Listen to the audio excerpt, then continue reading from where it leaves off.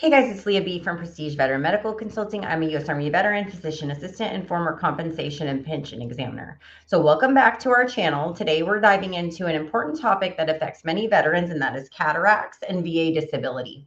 We're going to cover what cataracts are, how they're evaluated by VA, and what veterans need to know about service connection and compensation. So let's just get started. So what are cataracts? So cataracts occur when the lens of the eye becomes cloudy, leading to vision impairment. They can cause blurry vision, trouble with night vision, sensitivity to light, and frequent changes in eyeglass prescriptions.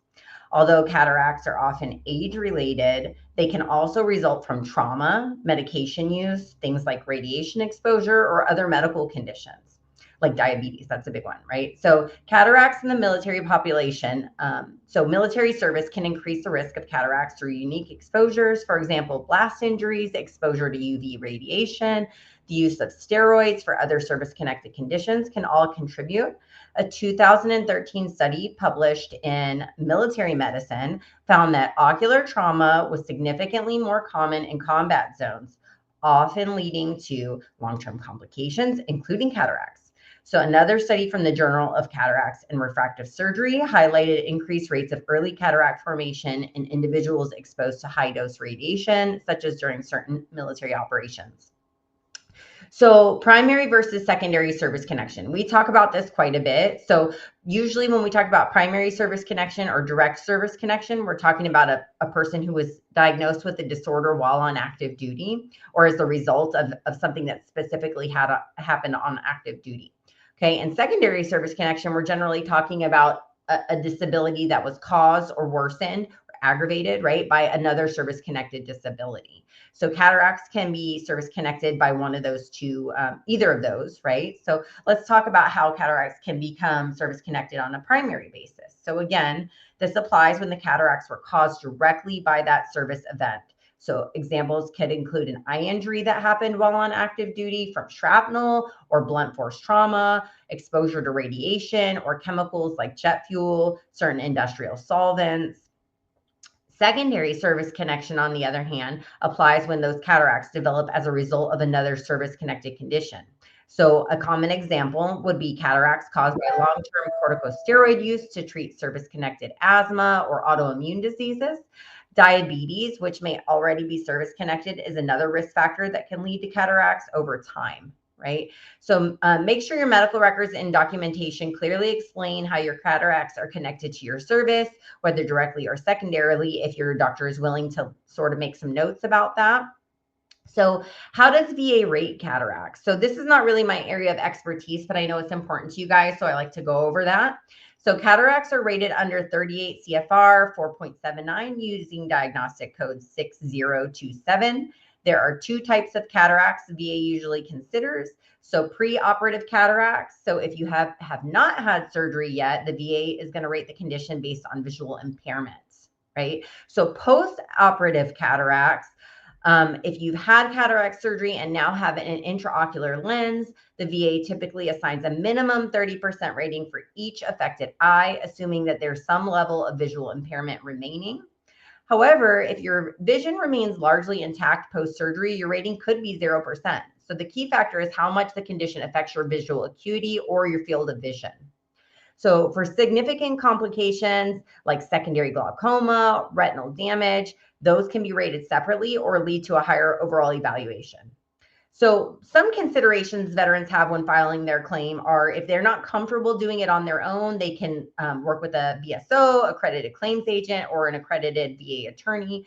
You can search those guys on va.gov. We've done videos and talked about it a bajillion times, right? There's va.gov has a search tool where you can find an accredited legal professional to help you file those claims or those appeals. So you and your legal professional may consider including things like relevant eye exams, specialist reports.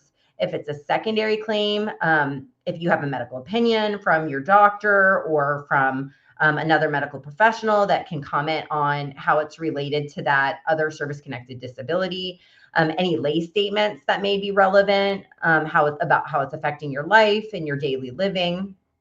So cataracts might seem like a common condition that can be tied to your service, but they can really have a real impact on your quality of life, your VA benefits, and just overall functioning, right? So understanding VA's criteria and being thorough in your documentation can make a real difference.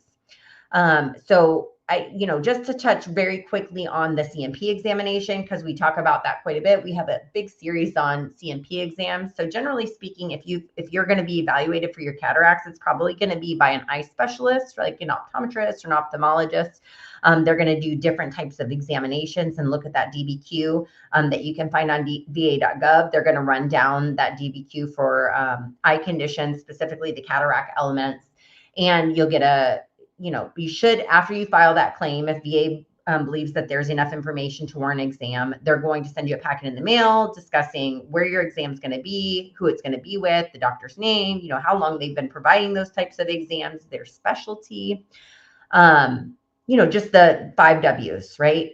Where the appointment is, all that kind of stuff. So then you're going to show up to that exam. The examiner is going to run down that DBQ and go over all the elements related to your cataracts.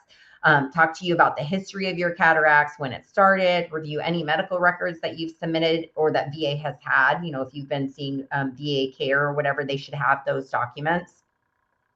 They're going to finish the exam, submit it to VA, and then the adjudicators are going to take a look at all the evidence, including, whatever you've submitted, your medical records, your CMP exam, and they're going to decide whether or not that they believe, VA adjudicators believe, that this is related to your service.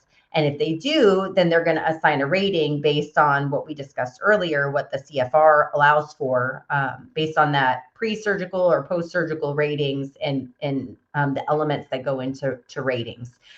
And then you'll get notified, right? So I hope this was helpful. If you guys have any comments, questions, want to share your experiences, I always love to hear about it because it helps me get smarter about what I'm doing, and also helps us in the veteran community kind of support each other. So please drop some comments and let me know what your thoughts are. If there's anything else you'd like to hear about from a vision perspective, I think this is one of our first vision videos we've done. And I've had a lot of people asking me for them. So if there's other vision related videos that you'd like to hear about, I'm happy to do them. We did do dry eye syndrome recently. So if you haven't seen that one, check it out. It's a good video as well. As always, thank you for watching. Thank you for your service, and please like and subscribe. All right, guys, thanks again, and talk to you guys soon.